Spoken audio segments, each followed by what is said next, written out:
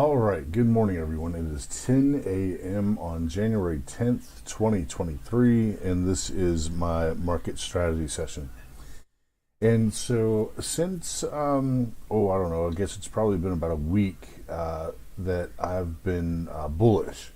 And it's been tough to be bullish, but essentially, the reason that I'm bullish is because of this 38.2 level on the Fibonacci that I have on my chart. So my I'll go 6 months here.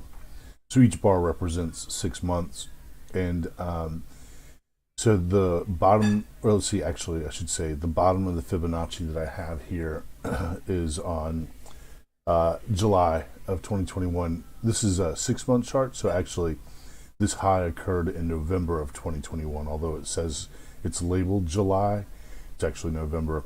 And the bottom that I have is in September of 2002. So if you want to do this on your own chart, look for the high in November of 2021 and draw it down to the low in September of 2002. That's right, this is the Fibonacci that I get. And so the 38.2 level on this Fibonacci is 260.41 right here.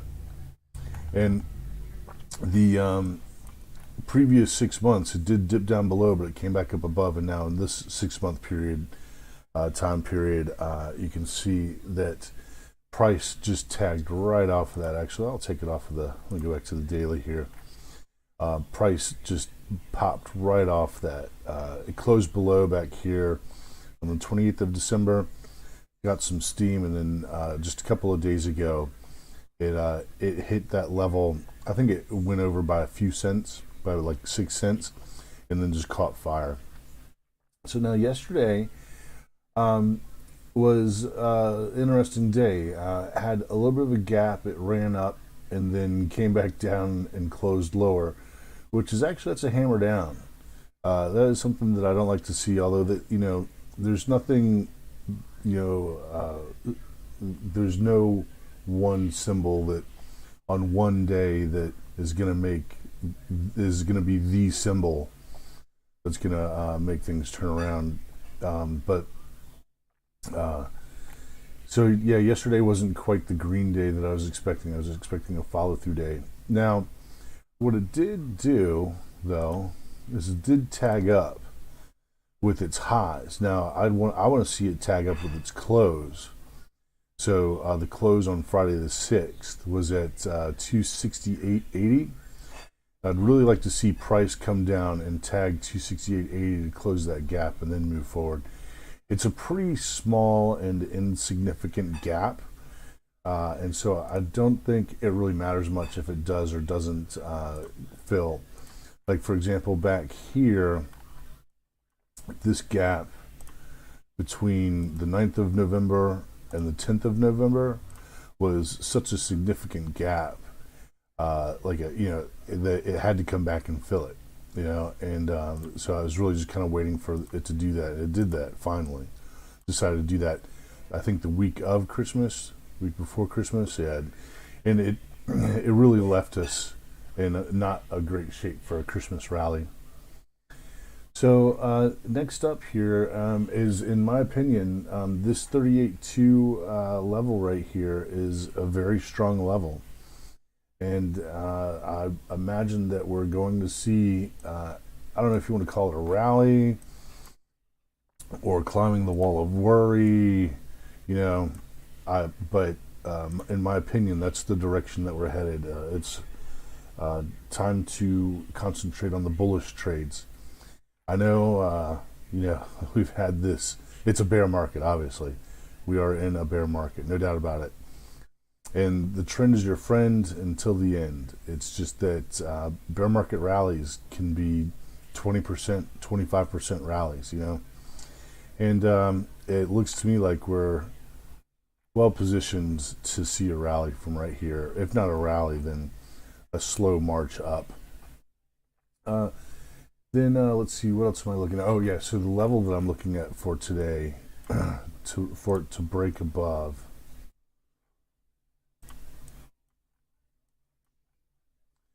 is this There it is right there. Let's see. 270.38. So on the 10-minute here, let's go to the 10-minute. Yeah, we closed right at it yesterday, just above it yesterday, and we ought to climb above it here today. It's, of course, let's see, it opened below it, then rushed right above it, came up, tagged up again. It kind of did the morning session thing. If I were to guess, and this is just a guess, we're going to see something like this for the rest of the day. Something like kind of a sort of just a rising market through the day. And so I'm looking to buy the dips. A trade for today will be on any dip that we get here. I'll probably use the 1 minute and 10-minute. Yeah, so once so here on the 1 minute, we got the relative strength index heading into catching support here midway through the strength index and heading toward overbought. And 10-minute is looking the same way. Let's check out the VIX on the 1 minute and 10-minute. So the VIX on the 1 minute and 10-minute are going into oversold. So if we see a little bit of a rise in the VIX here and a little bit of a dip in the Qs, that'll be a buy for me on the day. I'll probably wait for it to go all the way into overbought on the 1 minute and 10-minute, and go into all the way into oversold on the 1 minute and 10-minute before I take a trade on it. But that's what I'll be waiting for today. I'm definitely looking for opportunities to the long side. All right, everybody. That's pretty much it. 10-2. Yeah, 10-2's popping up again. Here's the support level at negative 699.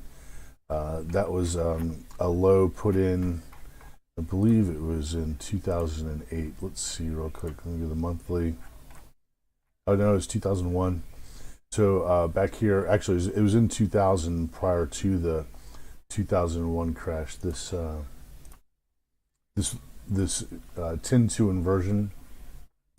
This is the lowest that I have on my charts. They date back for, I think it's just nearly almost 40 years.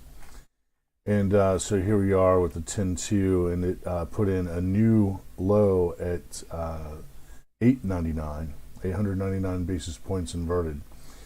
And the market can be bullish as the yield curve is inverted. And so the yield curve, we're going into month 7 here. Let's see, 1, 2, 3, 4, 5, 6, 7. Yeah, this is month 7 of the yield curve inversion. And these things can stay inverted anywhere between 12 and 18 months, according to past history here. And the bulls can make runs even while the yield curve is inverted. And this is a deep yield curve, and we'll see how long it lasts. But the deeper it goes and the longer it lasts, apparently the worse the recession will be, and the worse the crash will be. So, down here in 2001, it went deeper and didn't last as long. But back here in 2008, it didn't go as deep, but lasted a lot longer. This is roughly a 12-month time period, and this is an 18-month time period. And so if we go deeper, the yield curve inverts to a record low, and then it lasts longer, we could be in for one hell of a ride whenever this thing decides to start normalizing again. Here in these green kind of oval shapes right here is where you get the crash on the markets, when the yield curve starts to normalize, or at least when the 10-2 starts to normalize again. And things can stay bullish as this, or things can be bullish as this yield curve inverts, which we've already gotten quite a bit of bear activity here while the 10-2 is inverted.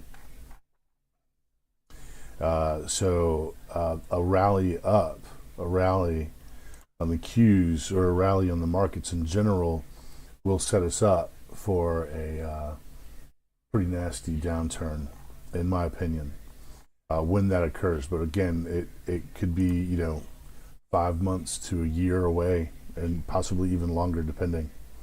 So again, here's the 38.2 Fibonacci level. Caught support there 3 times in recent history. Let me get the volume out of the way.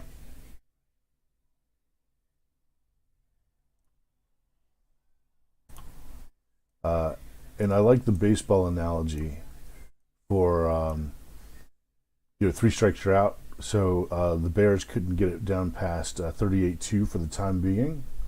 So selling is exhausted, and it will be just a matter of time until it comes back down there again.